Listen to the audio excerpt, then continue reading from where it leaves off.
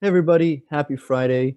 A question I get asked often by business owners is what should their Facebook ads budget be? So I decided to address this question in a short video and I wanted to make a very simple Excel for you guys. Then I'll have the copy of it as well, a link in the post so you can get your own. So let's get right into it, okay? So I've listed a few criteria here to find out what the starting budget should be.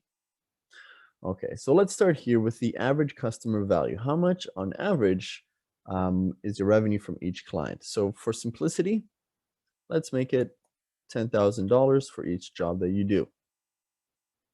Now, assuming you went through your profit margins and you decided that your acceptable customer acquisition cost, and just to let you know, when I say acceptable, it pretty much means like the maximum, right? The maximum acceptable customer acquisition cost. So let's say you decide that's 10%. So 10% of 10,000 is 1,000, okay? Now, we know each one can cost about 1,000 while still breaking even. Now, what's our lead to customer rate? What's our closing rate? So let's say you look at your data and you see that you generally close 25% of all the leads you receive. So what the results in? An acceptable cost per lead of $250, right?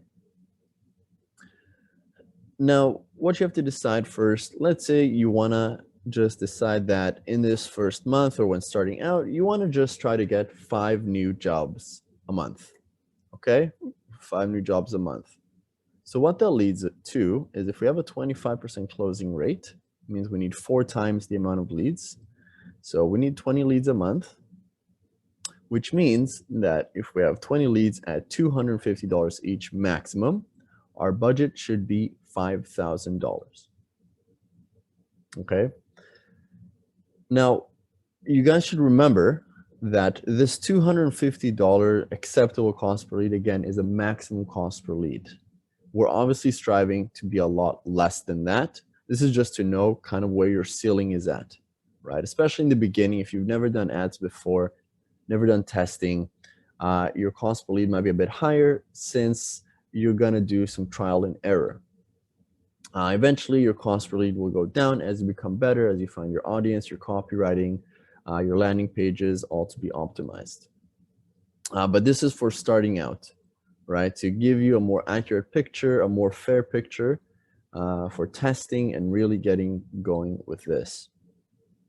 Okay. Now, something I will note, this doesn't generally happen, at least with who we work with.